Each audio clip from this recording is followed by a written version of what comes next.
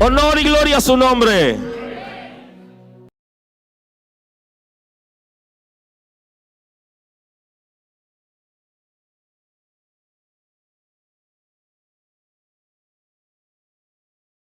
Bendito es el Señor. Hoy hablamos de la autoridad sobre los espíritus de maldad y quiero que entremos en el texto bíblico hoy. Quiero compartirlo con ustedes. En el Evangelio según San Mateo, el capítulo 28, el versículo 16.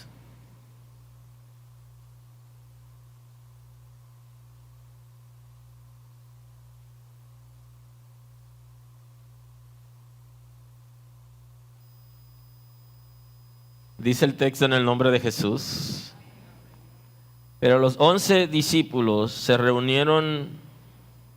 fueron a Galilea, al monte donde Jesús le había ordenado. Y cuando le vieron, le adoraron, pero algunos dudaban. Y Jesús se acercó y les habló diciendo: toda potestad me es dada en el cielo y en la tierra. Muy amable. Gracias.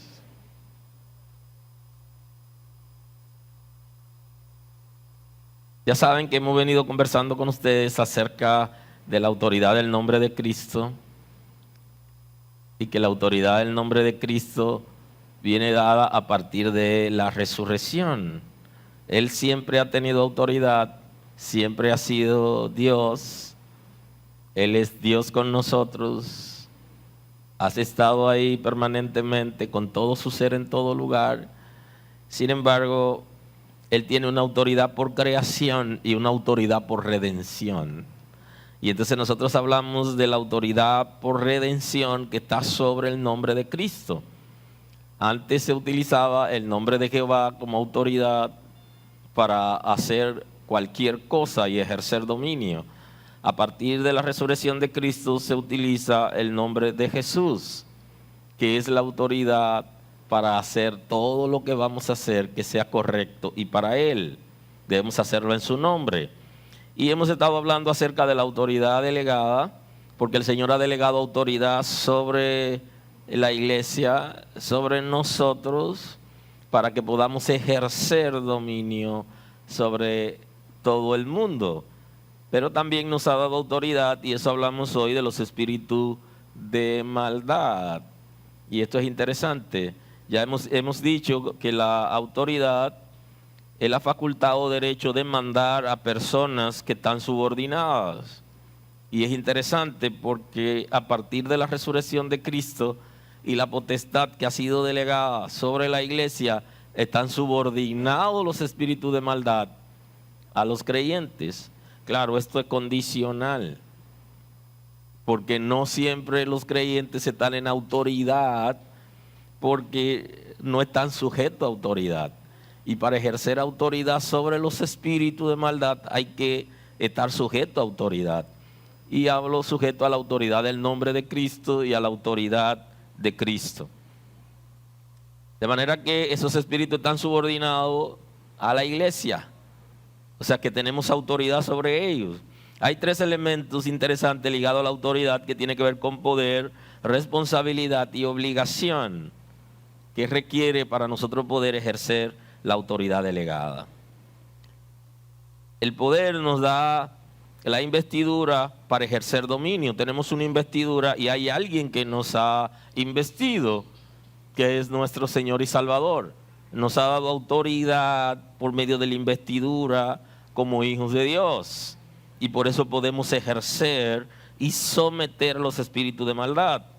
Nos ha dado también la responsabilidad, que es el valor o cualidad del ser humano que cumple con sus obligaciones al decir o hacer algo con plena conciencia de sus actos.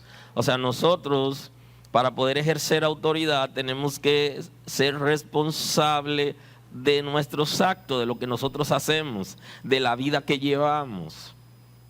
Esto es interesante, porque para yo poder ejercer autoridad, yo debo estar sujeto a autoridad, pero yo también debo cumplir responsabilidades en la relación con Dios y en la obediencia a la palabra. Y si eso no está en mí, entonces yo no tengo autoridad, porque esa autoridad viene delegada y hay que estar sometido a los preceptos que Él ha establecido.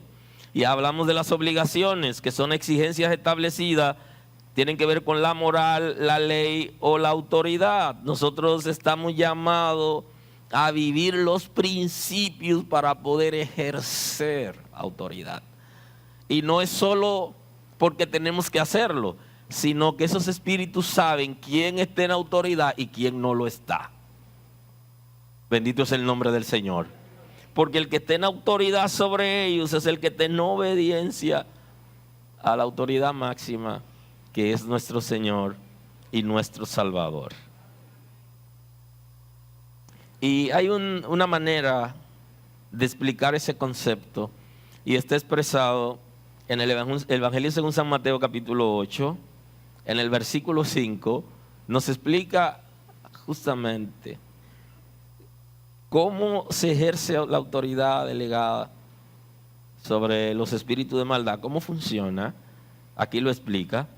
Dice: entrando Jesús en Capernaum, vino a él un centurión rogándole diciendo: Señor, mi criado está postrado en casa, paralítico, gravemente atormentado.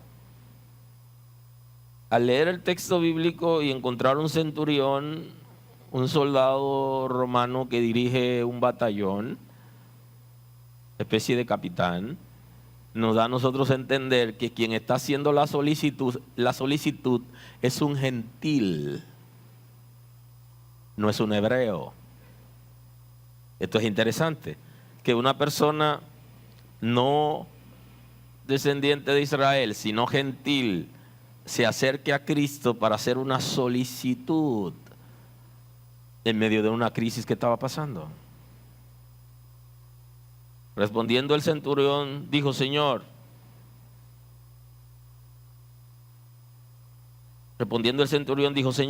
no soy digno que entres bajo mi techo. Solamente di la palabra y mi criado sanará, porque también yo soy hombre bajo autoridad y tengo bajo mis órdenes soldados.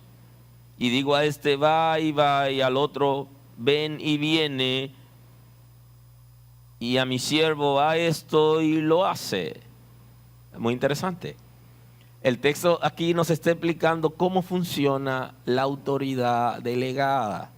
Y lo está diciendo un hombre disciplinado en la milicia. Alguien que ha sido formado en el ejército para servir a su nación y proteger, representar dignamente su nación. Ha sido formado para dirigir un batallón, y él le dice a Jesús: ¿por qué no es necesario que él entre a su casa? Señor, no soy digno de que entre bajo mi techo. Hace una parada importante y le dice: yo soy gentil. Él estaba tratando de proteger a Cristo de los comentarios que van a surgir a partir de que él entre a la casa de un gentil, porque Jesús es un maestro judío y los judíos iban a censurar su entrada a la casa de un gentil. En primera instancia usted observa este fenómeno y él dice: no soy digno, porque está reconociendo que siendo gentil y no vivir bajo los principios del reino de Dios, él no es digno de que una persona como Cristo pueda entrar bajo su techo. Y ustedes conocen el concepto de inmundo. Ya alguien entre los judíos le había dicho: tú eres un inmundo y tu casa es inmunda y nosotros no podemos tocar eso, ni podemos acercarnos. Entonces él, que había sido formado en la religión, aprendió en la religión del concepto, le dice a Cristo: no, tú no tienes que entrar, porque por mi condición de gentil yo soy un inmundo y mi casa lo es. Ese reconocimiento frente a Cristo dice que él no lo era, porque la gente, cuando está en una condición pecaminosa de esa naturaleza y lo reconoce, automáticamente entra en otra dimensión. O sea que este hombre tenía luz. Había sido alumbrado sus ojos, su intelecto, y él entendía cosas extraordinarias. Y al acercarse a Cristo demuestra que tiene fe, que cree que Cristo puede hacer el milagro, pero él reconoce su condición humana y de hombre gentil, que no es descendiente de Israel. No soy digno de que entre bajo mi techo. Y le dice, solamente di la palabra y mi criado sanará. Le dice, di la palabra y mi criado será sano. Él está diciendo que hay un poder, que hay una autoridad en Cristo, que con tan solo él decir la palabra es suficiente. Y yo creo que, y más abajo Cristo lo explica, hay gentiles, gente que no conocen a Dios, que por su lenguaje de fe que tienen, nos dan cátedra a nosotros. Porque hay gente que no conoce a Dios, que no sirve a Dios, no ha aceptado a Cristo como Salvador, pero tiene fe en Dios y tiene un lenguaje que dice que él cree en Dios y lo que Dios puede hacer. Y este gentil centurión sabía quién era Dios y en su lenguaje lo expresa.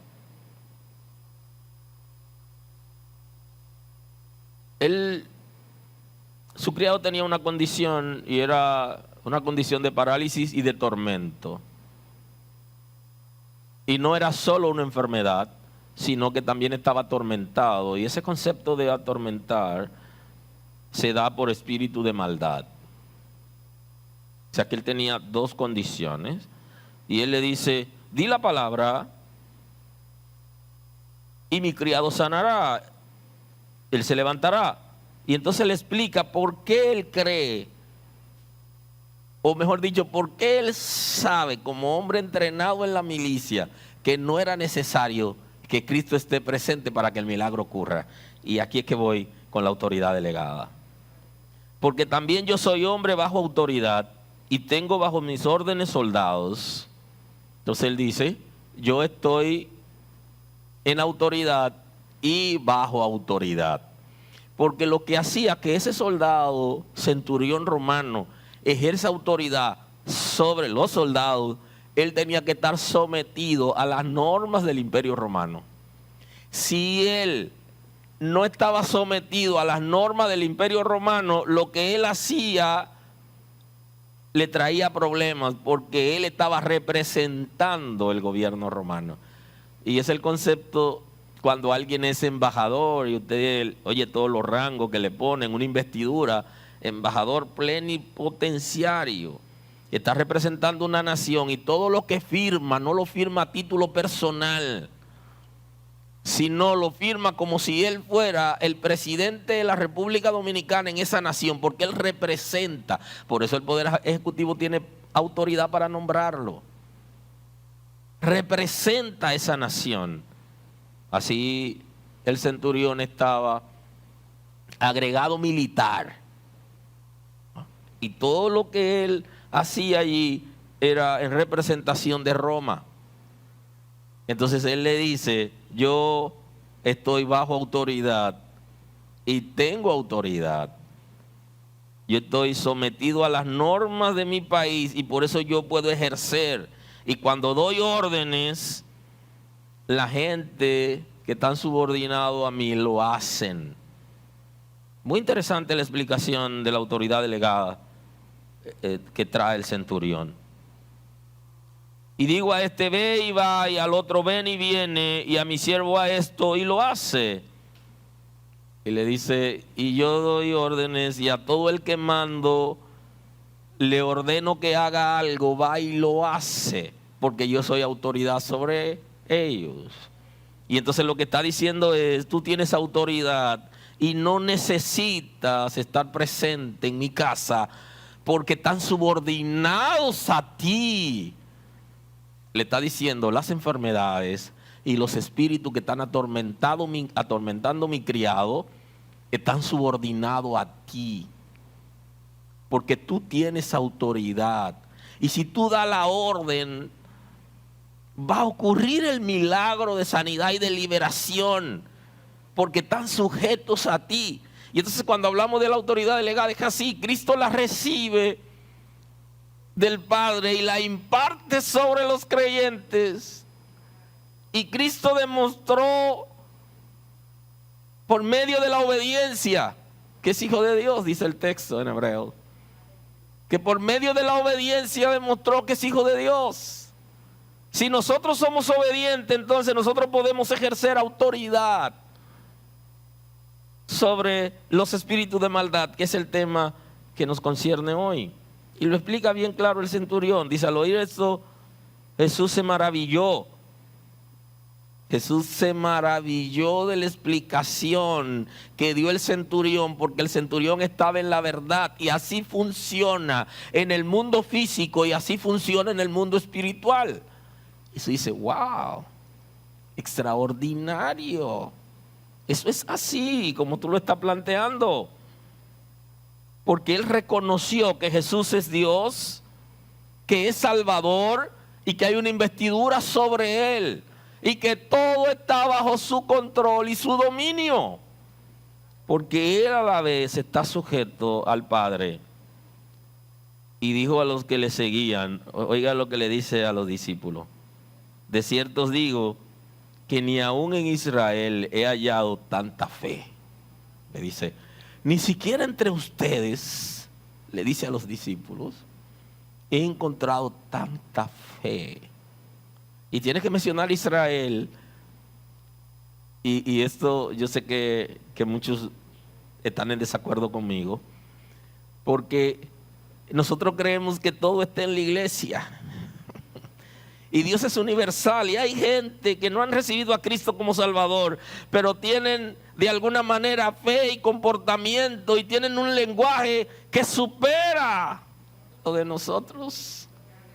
Y entonces él mira a su discípulo y dice: pero ni siquiera entre ustedes, ni siquiera en Israel, un gentil está superando a ustedes en su nivel de fe, en su lenguaje de fe, en el conocimiento que tiene del reino de Dios, de las cosas de la tierra, de cómo funciona la autoridad.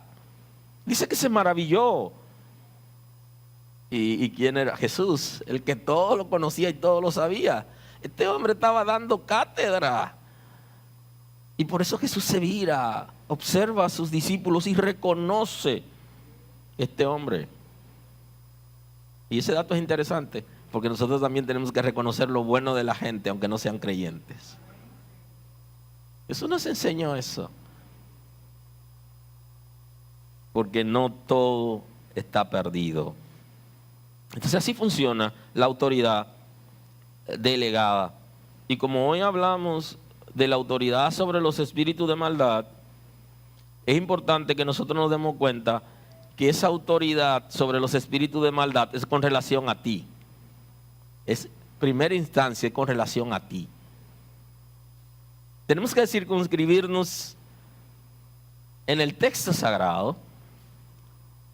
Y cuando nosotros somos liberados, que somos transformados por el Espíritu de Dios y liberados, y ya se lo he explicado antes, que no todos los inconversos están poseídos por espíritu de maldad, pero muchos están poseídos, y muchos de los que estamos aquí, cuando llegamos a la iglesia, llegamos poseídos con situaciones difíciles, que espíritus de maldad operaban en nosotros por diferentes razones que no es la enseñanza de hoy. Pero eso, cuando se produce esa liberación, esa transformación, nosotros estamos en capacidad de vivir para Dios, de ser obedientes al Señor y de rendirnos a Él. Y los espíritus de maldad no pueden operar en nosotros, porque está explicado en el texto, nosotros estamos sometidos a la autoridad de Cristo. Y entonces con relación a mí, con relación a ti, tú tienes autoridad sobre esos espíritus. Punto importante. En primera instancia, si yo no puedo controlar que esos espíritus me dirijan me influyan para yo hacer cosas incorrectas, entonces yo ando bien. Entonces yo tengo que tener autoridad en primera instancia para que ellos no operen en mí, para que ellos no operen en ti. Claro que ellos te van a tentar, porque la tentación es el mecanismo aprobado en el cielo, es legal en el reino, o sea, en el mundo espiritual es legal la tentación, que todos nosotros vamos a ser tentados, y es la manera del infierno tratar de atraernos a sus redes, y eso es legal, es un método legal, vamos a ser tentados, pero eso no es lo mismo que obedecerlo o hacer lo que ellos quieren. Eso es otra cosa. Ahora, nosotros estamos en capacidad, como hijos de Dios, de ejercer autoridad en primera instancia con relación a nosotros. Que esos espíritus no nos dirijan. Aleluya. Y ya saben el concepto, que no pueden poseer a una persona que tiene el Espíritu de Dios, porque un demonio no puede estar donde está el Espíritu de Dios. Y sé también que la gente va a preguntar por qué algunos que están en las iglesias están endemoniados, no tienen el Espíritu de Dios. Porque cuando el Espíritu de Dios llega, no hay manera de que se quede ahí, porque sabe que no puede estar ahí, no lo puede habitar. ¿Y qué es lo que ocurre? Que algunas personas están en un proceso de liberación y todavía ellos no han rendido algunas áreas para tener autoridad con relación a ellos. Y es el primer punto. Es con relación a mí, en la que yo debo ejercer autoridad sobre esos espíritus que no puedan tener controles en mí. En segunda instancia, se trata de la iglesia, que como una embajada del reino de Dios esté en autoridad, y esto es lo territorial. Lo individual concierne a mí, a ti, a tu responsabilidad. Tú tienes una responsabilidad, tú puedes orar por tu esposa, por tu esposo, pero ella tiene una responsabilidad individual de no dejar que esos espíritus operen en ellos. Pero tú y ella necesita cada quien de manera individual crear los límites.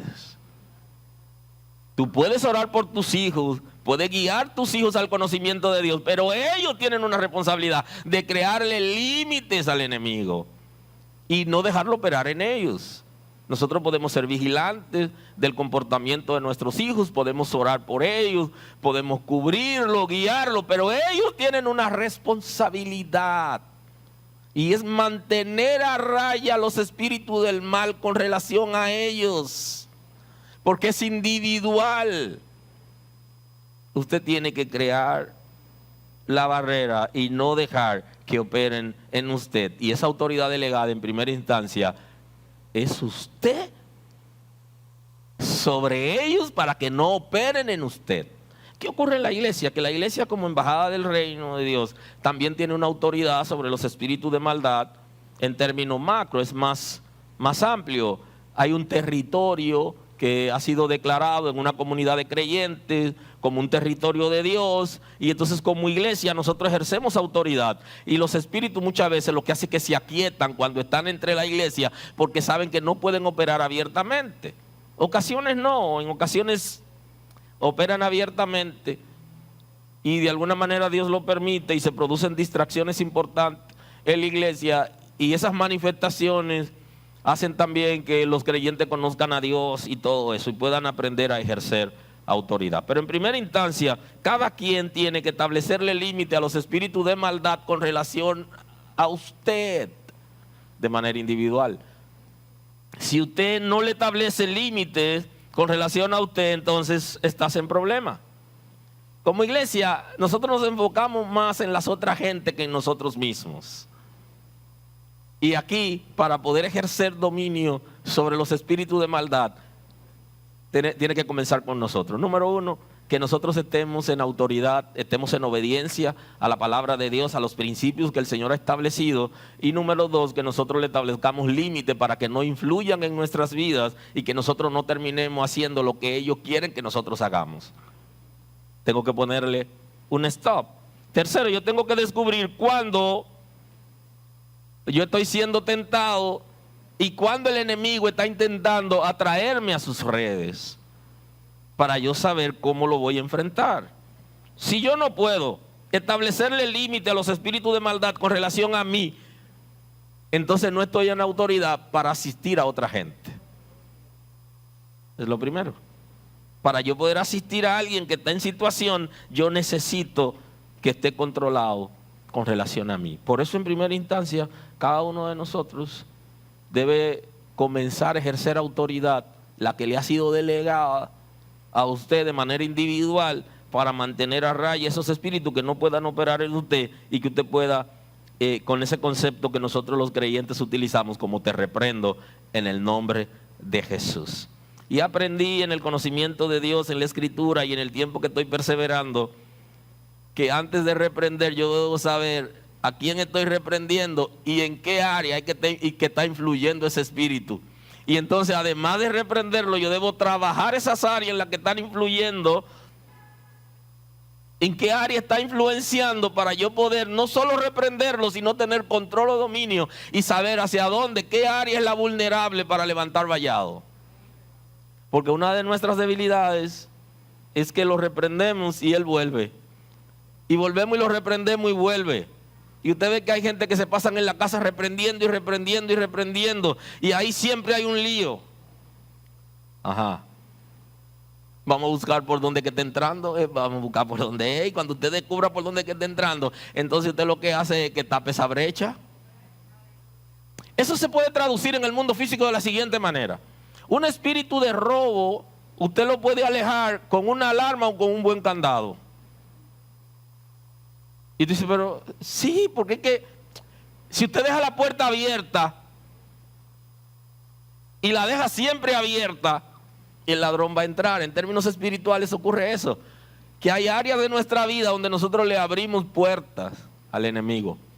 Y eso tiene que ver con pensamientos, con conversaciones, con conducta, con actitudes de nosotros. Le abrimos cierta puerta, entonces ellos entran y operan, y el término ahí es lo legal. Operan de manera legal porque nosotros dejamos la puerta abierta. Si usted deja la puerta de su casa abierta, el ladrón oportunista ve la puerta que está abierta e intenta acercarse, mira para todos los lados, ve lo que hay, y si es una persona que conoce, sabe dónde ponen alguna cosa y se dirige a esos puntos. Eso pasa espiritualmente. Si abrimos alguna brecha, el enemigo va a entrar y va a tomar cosas, va a operar con legalidad porque dejamos la puerta abierta. Entonces nosotros tenemos que comenzar a enfrentar esos espíritus, porque hay una autoridad sobre nosotros con relación a nuestras vidas. Y ahí es que tenemos que enfocarnos y dejar de ver de manera universal y comenzar a ver las cosas de manera particular. No, porque yo voy allá ahora y yo le ordeno al espíritu que está poseyendo a fulano, a perencejo, que se vaya y se tiene que ir, y se va en el nombre de Jesús. Espérate, papá, tú puedes hacer eso porque tú tienes autoridad, pero primero tú tienes que establecerle frontera en áreas de tu vida que son importantes, que él de alguna manera opera y que puede hacer un desastre. ¿Qué dice Jesús a sus discípulos? Dice que después de la resurrección, él tiene una reunión con su discípulo importante. Pero los 11 discípulos se fueron a Galilea, al monte donde Jesús le había ordenado. Le dijo, vamos a tener una reunión importante en tal sitio. Y aquí habla de los 11 porque ya había uno, que es Judas Iscariote, que no pudo permanecer en Cristo, que Satanás lo poseyó y que terminó fracasado porque entregó al maestro, lo vendió. Ahora, ¿por qué Satanás poseyó a Judas? ¿Por qué no pudo haber sido otro? Porque Judas tenía una puerta abierta. Judas era impío, era de los celotes, un grupo político religioso en Israel que quería la liberación de Israel a la fuerza y que vieron a Jesús como una gran oportunidad para establecer el reino, liberar a Israel. Y cuando Jesús hablaba, ya en un momento interesante, cuando viene la entrada triunfal a Jerusalén, ellos esperaban que esa sea la oportunidad para que Jesús se declare rey, se rompe con los romanos y comienza la revolución, porque la gente estaba reunida detrás de él, y entonces Jesús se dice que no, que él tiene que morir, y entonces ellos se decepcionan. Entonces Judas no seguía a Jesús porque él quería salvación en términos espiritual, sino lo seguía por asuntos humanos y materiales. De ahí es que Juan dice que él sustraía cosas, como era el administrador, sustraía cosas en desventaja del grupo. Y entonces Judas, como no tenía esa visión espiritual del reino de Dios, ni obedecía, entonces él tenía una vida complicada, abría puertas y el enemigo entraba continuamente, y cuando Satanás llega a un sitio y quiere operar, va a ir a operar con el que es fiel a Dios, con el que tiene autoridad sobre él. No, él va a operar con el que el enemigo tiene autoridad porque legalmente ha abierto alguna puerta para entrar. Entonces por eso ocupó a Judas. Y ya Judas no estaba entre los 12. Ustedes saben que él había fracasado al vender al maestro, se desesperó, tuvo una carga muy fuerte de conciencia, no pudo manejar sus instintos y terminó quitándose la vida. Entonces ya Judas no estaba en el grupo porque había fracasado. Y yo sé que mucha gente va a preguntar, wow, hasta Jesús se le perdió uno. Sí, porque no todos el que está en una comunidad de creyentes está dispuesto a ser fiel ni a vivir para Dios, sino que tiene otros intereses. Y esto pasó con Judas. Y ustedes saben que él en una ocasión menospreció a Jesús y puso a los discípulos contra Jesús cuando él fue ungido con un perfume de gran precio. Judas, rápidamente, un conocedor, un hombre, un intelectual bien formado, sabía cuánto costaba el perfume con el que Cristo había sido ungido y dijo, wow, qué desperdicio. Y entonces comentó por debajo, murmuró por debajo para poner a los discípulos contra Cristo, y le dijo, pero esto pudo haberse vendido y esa cantidad de dinero lo hubiéramos tenido nosotros para asistir a los necesitados. Y eso comenzó a carcomer por debajo, y entonces Jesús lo llama a la atención y le dice, pero bueno, los pobres están ahí, siempre estarán ahí, si tú quieres ayudarlo, puede hacerlo. Y entonces ahí es donde Juan dice, ¿por qué él hizo el comentario? Porque él estaba más interesado en lo material, porque ese perfume era de alto costo. Para una persona pobre, comprar ese perfume tenía que durar un año entero trabajando día a día y guardar su salario para poder comprarlo. Un año entero trabajando, un jornalero, y guardando ese salario para poderlo comprar. O sea, fue algo extraordinario. Judas sabía de perfume, era un hombre bien leído y ducho en la materia. Y aquí hay gente que saben de perfume también, tienen un olor, ¿verdad? Tienen una capacidad para oler y distinguir perfume, y eso es una señal de que la persona es un intelectual, un conocedor de la materia. Así era Judas, y él supo de una vez, de que le dio el olor, él dijo, wow, qué desperdicio, porque hay gente que todo lo traducen en dinero. Ven 10 gente y dicen, wow. Ven 100 gente y dicen, wow. Porque todo lo traducen en dinero. Y Judas era una persona muy hábil y tenía esa capacidad. Judas era especie de banquero. Los banqueros, además de que saben administrar bien, llevan contabilidad de todo lo que hacen, saben también el valor del dinero, que nosotros que no somos banqueros no nos imaginamos el valor que tiene el dinero como ellos lo ven. Judas era un tipo así, conocedor, pero perdió de vista lo interesante que es la vida misma, el servir a Dios, conocer a Dios, que es más allá de las cosas materiales que el ser humano puede tener o apegarse. Y por eso Judas, ustedes saben que fracasó, y cuando Jesús llama a la reunión, Judas ahí no aparece. Judas no llegó a ser libre, aún estando con el maestro. Fue influenciado por los espíritus de maldad. Y cuando le vieron, le adoraron, pero algunos dudaban. Y Jesús se acercó y les habló diciendo, toda potestad me es dada en el cielo y en la tierra. Y entonces en esa reunión con sus discípulos, después de la resurrección, Jesús está diciéndole a ellos, ¿por qué pasó con él ¿qué pasó en el mundo espiritual cuando Él resucita? Y entonces trata de explicarle por qué Él se había sacrificado y qué había pasado en el mundo espiritual, y que toda potestad había sido entregada a Él y a su nombre a partir de la resurrección. Así que ya yo no veo la resurrección de Cristo como, aunque la gente dice que ocurre, y esa es la idea de la religión, que ocurre todos los domingos santos, ocurre la resurrección, y algunos no la ven así, pero terminan viendo que Él resucitó. Pero el concepto bíblico aquí es que cuando Él se levanta de entre los muertos, Él recibe una investidura, una autoridad que viene dada a Él por redención. Y entonces le está diciendo a sus discípulos: señores, ya todo el control lo tenemos. Ya se me ha entregado el control de todo.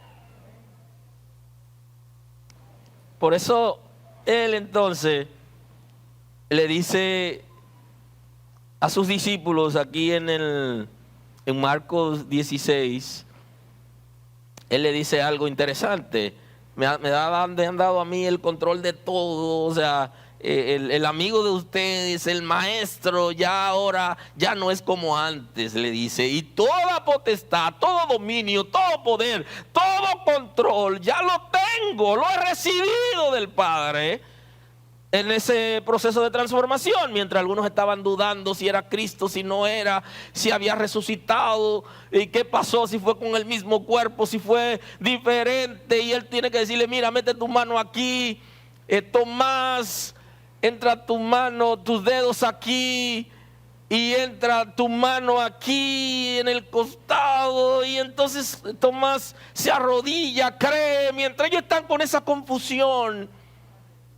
Que a veces la iglesia se la pasa en eso, discutiendo genealogía, discutiendo si fue con el cuerpo físico, si fue con un cuerpo espiritual. ¿Qué pasó? Entonces Él le está diciendo: señores, ya he vencido, ya se cumplió lo que vine a hacer, y ahora se me ha entregado todo el poder.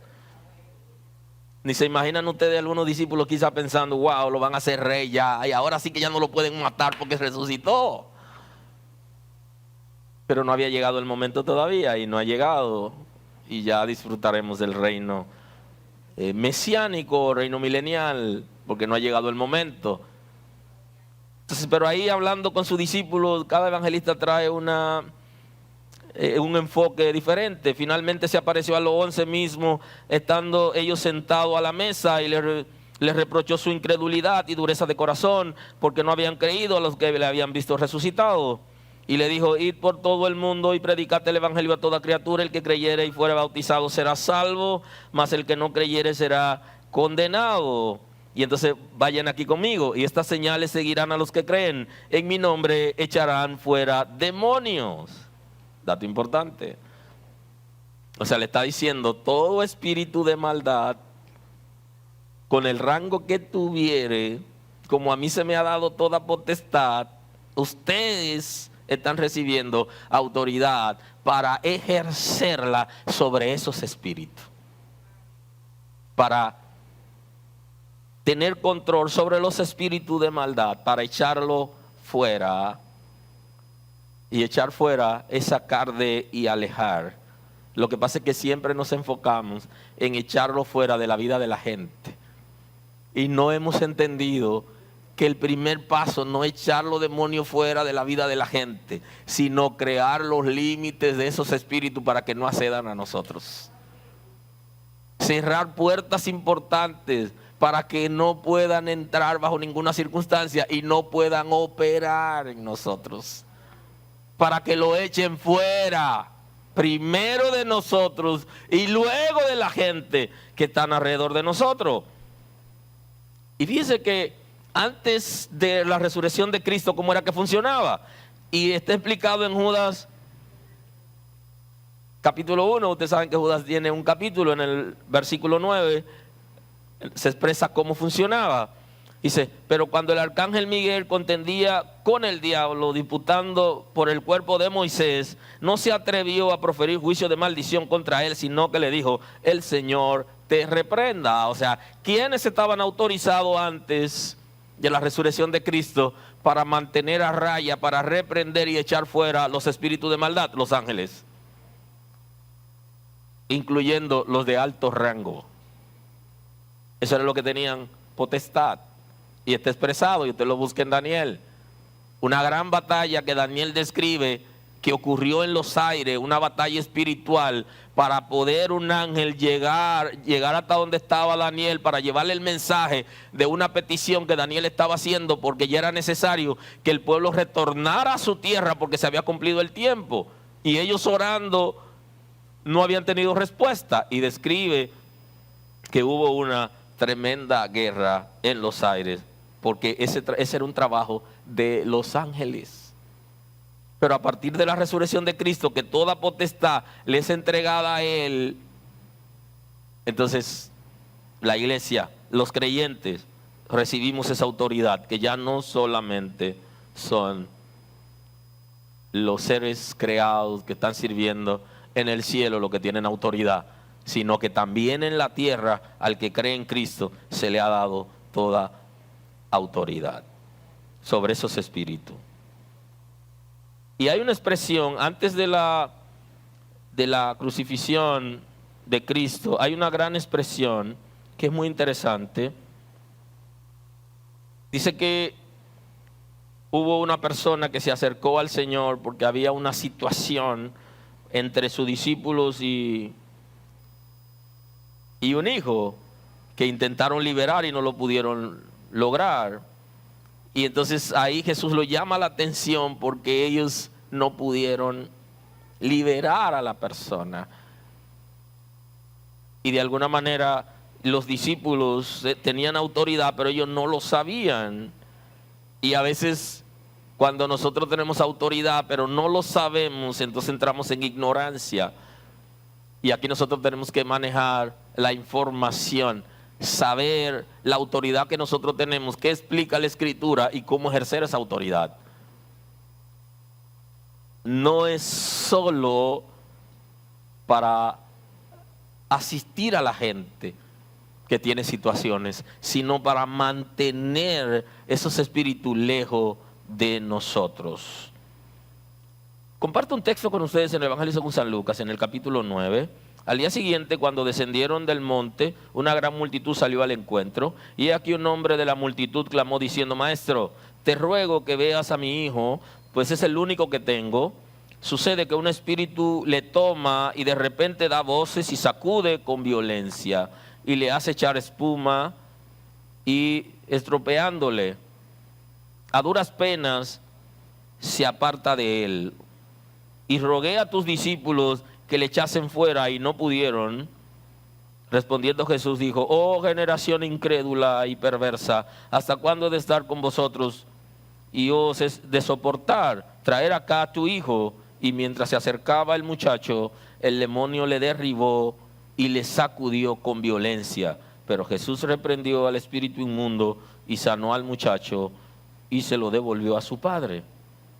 Todos se admiraban de la grandeza de Dios y maravillándose todo de todas las cosas que hacía con sus discípulos. Mire qué interesante aquí, porque este hombre dice: tengo un solo hijo y lo que estoy viviendo no es vida, porque continuamente cae, tiene ataque fuerte y es poseído por un espíritu, tiene condición de salud. Maestro, y he rogado, tuve que venir donde ti, lo intenté con los discípulos, pero ellos no pudieron, y tuve que venir donde ti. Y la palabra establece que él llama la atención a sus discípulos por no haber hecho el trabajo, pero va y da órdenes y es libre. ¿Y cuáles son las razones por las que una persona no puede mantener a raya de su propia vida y de la vida de las otras personas a los espíritus de maldad? Hay muchísimas razones. Ya saben que también hay una autoridad sobre las enfermedades, pero nosotros oramos por los enfermos, pero no todos sanan. Pero tenemos que seguir orando. Oramos por las personas que tienen espíritu de maldad, pero no todos son liberados.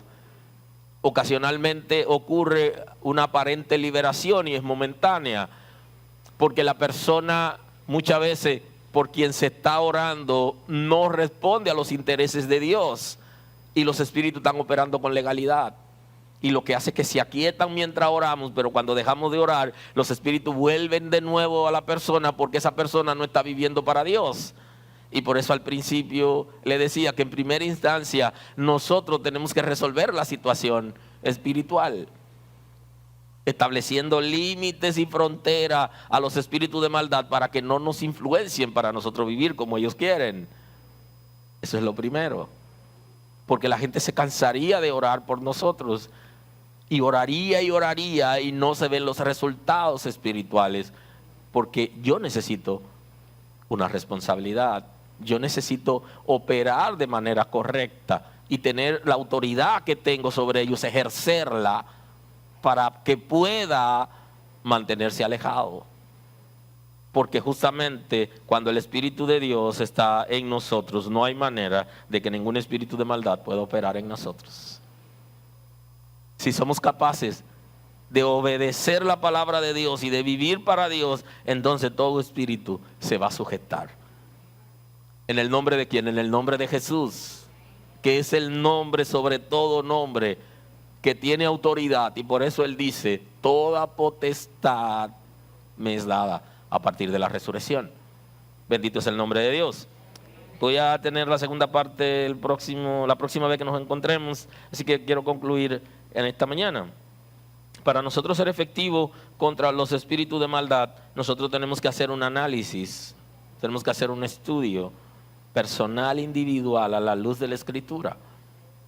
¿Cómo estoy andando delante de Dios? ¿Cómo está mi relación con Dios? ¿Qué área de mi vida yo tengo que es vulnerable para el enemigo atacar? ¿Y cuál es la frecuencia con que me ataca por esa área débil? ¿Qué tan ordenadas están las cosas en términos espirituales en mi vida?